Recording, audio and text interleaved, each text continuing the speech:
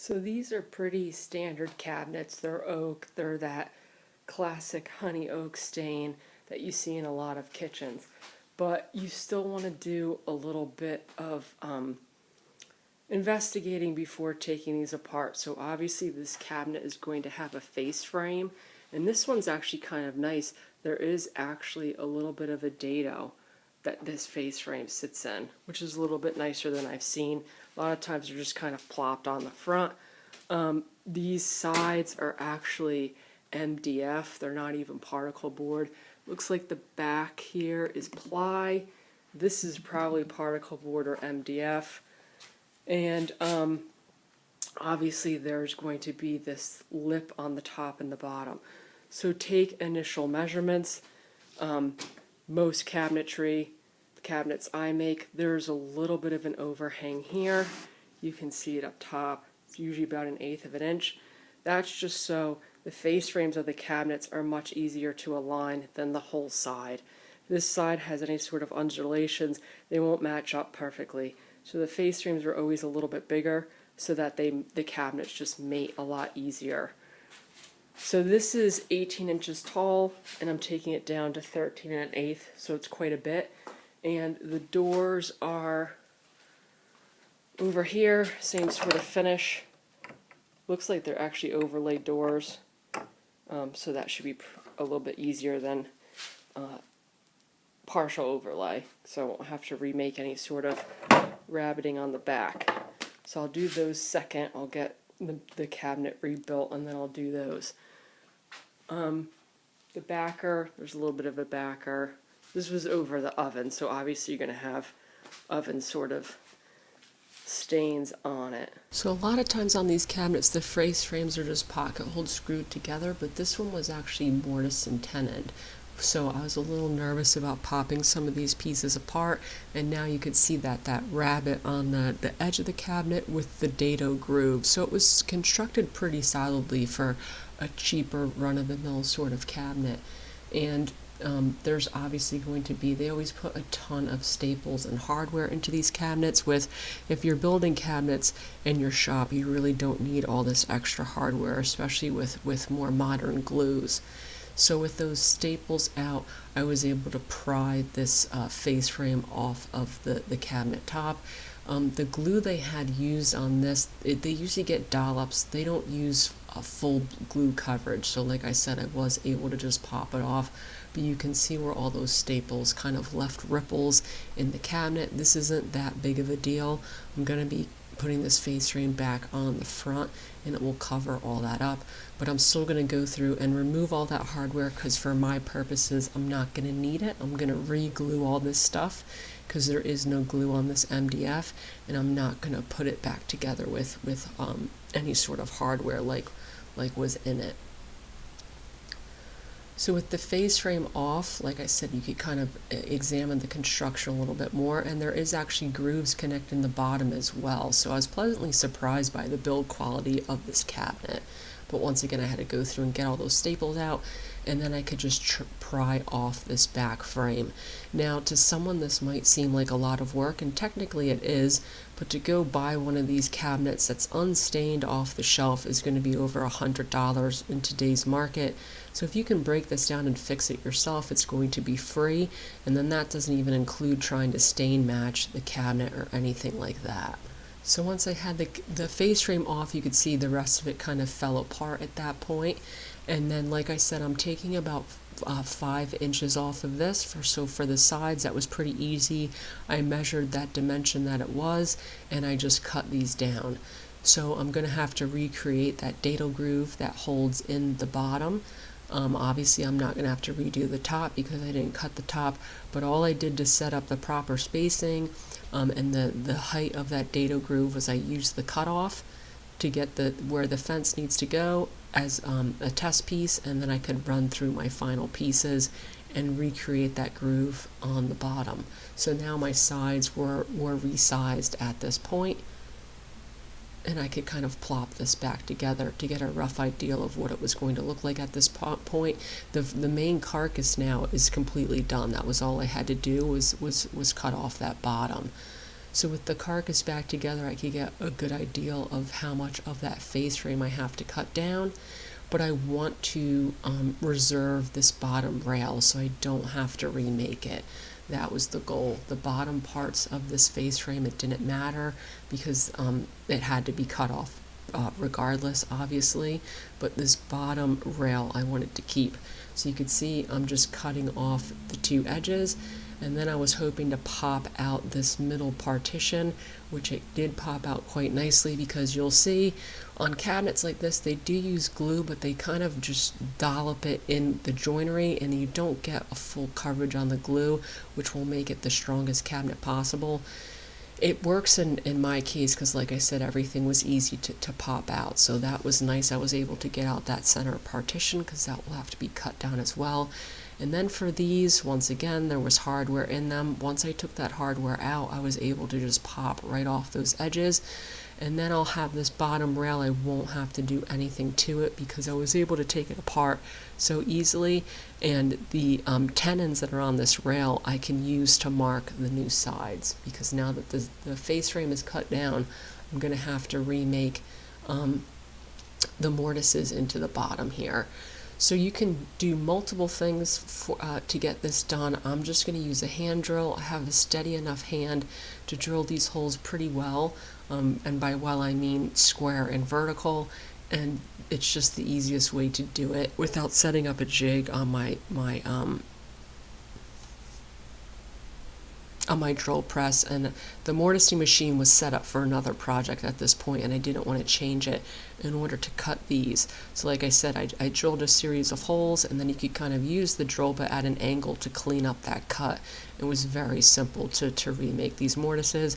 I could fit a piece in there, chisel away some of the excess, and then get it till it's a nice clean fit. And obviously I'm going to do these on the two side styles of the face frame, and then the face frame, the bottom at least, will be back to where it needs to be. So that's how that's going to fit in there. And then this is cut down as well at this point. So then in order to do the middle, it's going to be a similar process. I could plop this in the face frame, make sure it's the right size, and then I could use that middle partition and mark for where I need to cut that down for the tenon. So you can see I could plop that on the top, and I was able to measure the inside, but also you have the tenon on the one edge. I believe this was about 3/4 of an inch. So I had to go 3/4 of an inch further down in order to remake the tenon. And once I had that cut, you could see I'm using the tenon cut off because it wasn't perfectly centered. So I could use the radial arm saw with a stop, and then I also have the blade raised. You can see I'm testing the height off of the cut off piece, which will give me my accurate dimensions.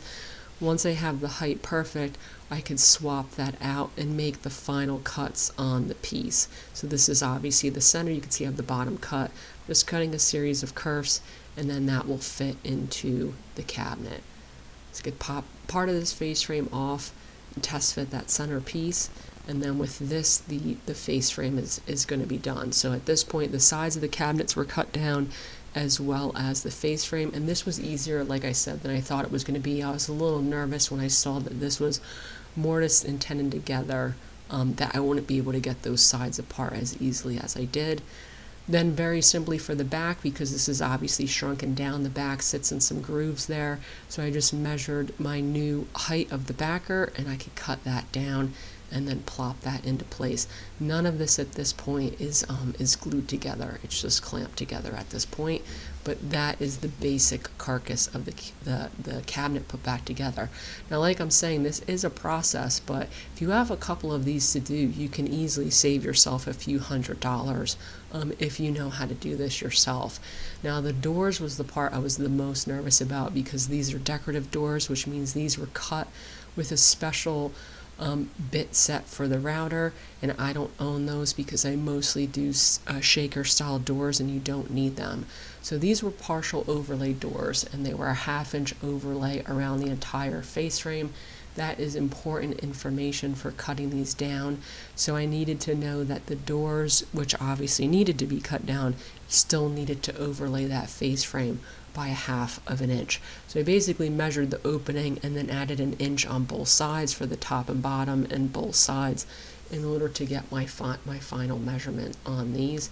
You can see I marked on the bottom. So I'm basically going to cut this bottom off here. And same process, I want to try and save this bottom rail of the cabinet so I don't have to remake it. Now these once again were glued into place, but the glue was not a good quality glue. So I was able to break off the back of this, remove the nail that they had put through the piece, and then I was able to pop off the rest of that side stile. Like you can see, the inner portion of the frame came out because there was no glue whatsoever in the grooves, which I don't do that either.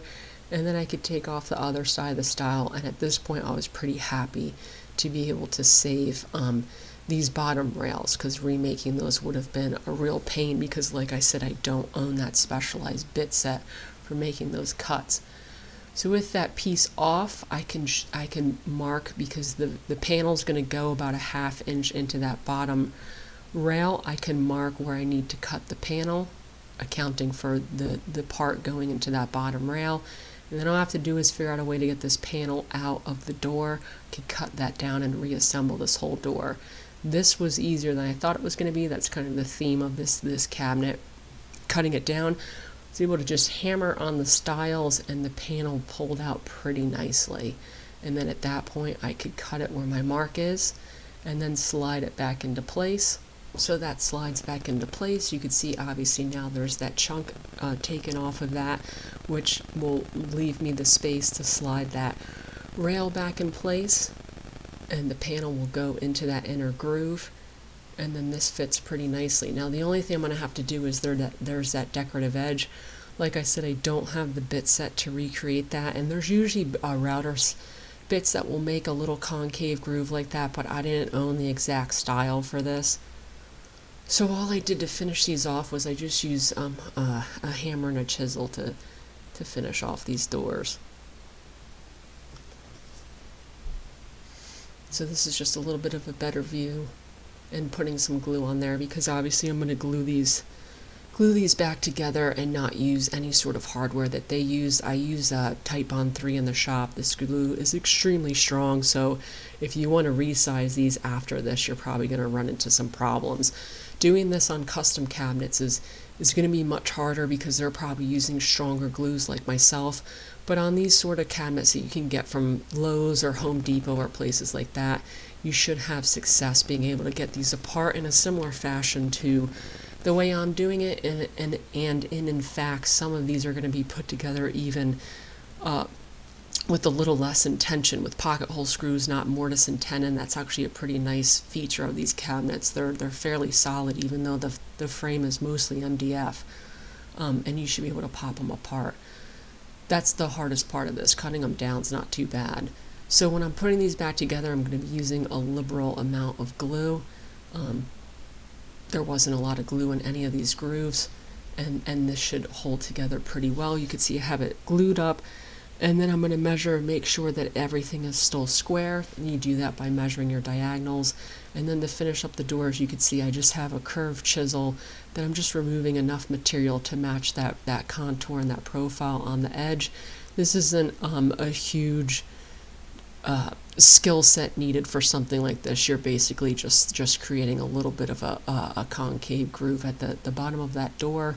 And then once that was done, obviously one of the hinges will go right back into place, but now that these doors are smaller, I just measured the offset of the bottom hinge, mirrored it on the top, and then got my measurements. I could line that one up and attach the second hinge as well. So pretty simple stuff putting this back together. And then the hinges connect to the face frame with just one screw. Once again, one of the screw holes was there still, but the top one I had to recreate, and the doors are flopped, so on the other side I had to recreate the bottom. But you can see that those doors fit nicely. There's no binding or anything. And then the last step is going to be to stain match the doors. Like I said, I'm very familiar with this stain. People can't stand it. It's called this golden oak. This is going to be as good of a stain match that you can get. Now, some companies, their colors are a little bit different, but this one's so popular that this is usually fairly easy to match. And you can see right out of the can, that golden oak color is pretty much a perfect match. I'm testing it on a scrap piece just in case, but I wasn't too nervous about getting a stain match for this. And then I could just put this on there, and these were very small spots, so I just, once it dried, I used a little bit of spray poly to finish it off. If you see this white coloring when you're doing something, that's because I didn't get enough of the glue off of there, so that's a glue spot. I actually ended up resanding down that top in order to remove that glue spot. But once that was done, this is pretty much the finished cabinet. It was about 5.5 inches shorter. And now the microwave will now fit underneath of it quite nicely. There was a shelf in the middle, but obviously I did not put that back in. Otherwise, I think the top and bottom shelf would only be about 3 inches. So that was also a nice thing. I didn't have to reaccount for the shelf, but just kind of hoping that this project could help people out to save some money if they have to resize some cabinets. And then this is one of those rare projects where a pile of scraps is a good thing.